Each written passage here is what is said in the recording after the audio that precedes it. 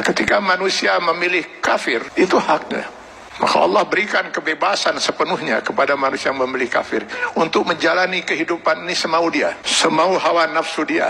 Allah berikan kebebasan sepenuhnya. Silakan baca di dalam Al-Quran atau di dalam hadis Rasulullah SAW. Tidak akan pernah kita temukan satu ayat, satu hadis di mana Allah mengatur kehidupan orang kafir. Orang kafir diberi kebebasan sepenuhnya, mau berbuat apapun di dunia ini. Tinggal dia harus menanggung resiko pilihannya itu di akhirat nanti. Tapi kepada mereka yang memilih beriman, hilang sudah kebebasan ini sepenuhnya.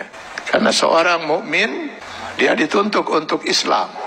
Akar katanya adalah aslama, berserah diri. Yang beriman kepada Allah, dia harus menyerahkan dirinya sepenuhnya kepada Allah.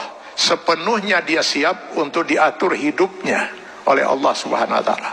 Tanpa lagi dia mempergunakan akalnya untuk bertanya, mengapa Allah wajibkan saya berbuat ini, kenapa Allah haramkan saya melakukan ini. Kalaupun pertanyaan itu muncul dalam dirinya, maka keimanan dia akan menjawab, saya lakukan ini karena Allah perintahkan, dan saya tinggalkan hal ini karena Allah melarangnya. Itu jawaban seorang mukmin. Dia tidak akan berusaha mencari ilah hukum, alasan hukum, apa manfaatnya, apa hikmahnya. Karena keimanannya akan mengatakan, semua yang diperintahkan Allah pasti ada manfaatnya. Dimengerti atau tidak dimengerti oleh akal dia. Semua yang dilarang Allah pasti ada mudaratnya.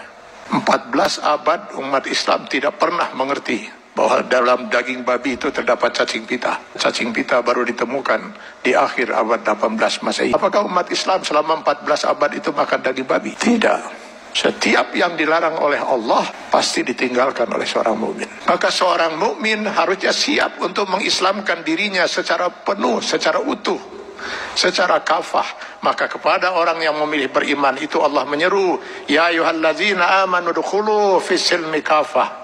Kalau memang kalian memilih beriman, masuklah ke dalam Islam itu secara kafah, secara utuh.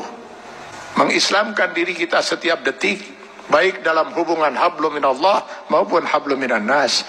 Itulah sebabnya Allah menurunkan 6.666 ayat Al-Quran, yang sebagian dari ayat Al-Quran ini dijelaskan oleh kurang lebih 5.000 hadis Rasulullah SAW.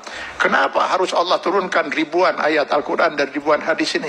Karena yang mau diatur hidup seorang mukmin itu bukan hanya sekedar sholat, saum, zakat, haji saja. Seluruh kehidupan dia per detik, Pak. Mulai dari masuk WC, keluar WC, sampai mengatur kehidupan bermasyarakat, bernegara. Ini kalau dia mau milih beriman. Kalau tidak mau diatur hidupnya, jangan milih beriman, milih kafir. Pada orang-orang yang berfaham sekularisme, liberalisme, yang ingin memisahkan agama dari kehidupan, saya sering mengatakan, kenapa repot-repot harus menolak sebagian aturan Allah? Pilih kafir, Anda bebas sebebas-bebasnya.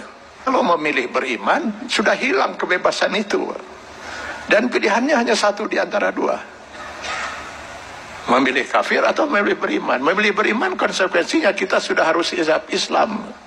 Mengislamkan diri kita, menyerahkan sepenuhnya diri kita untuk diatur hidup kita oleh Allah Subhanahu wa taala. Karena itu setiap orang mukmin sadar betul bahwa selamat tidaknya dia termasuk orang yang ditangisi oleh tidak oleh Rasulullah SAW.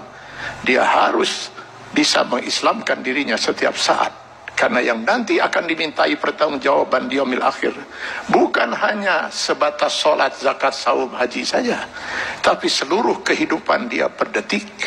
Mudah-mudahan ini bisa menjadi bahan muhasabah bagi kita semua. Kita islamkan diri kita secara kafah dalam batas kemampuan yang mampu kita lakukan. Karena Allah tidak akan menuntut kita di luar kemampuan kita. Semoga kita bukan termasuk orang yang ditangisi oleh Rasulullah SAW.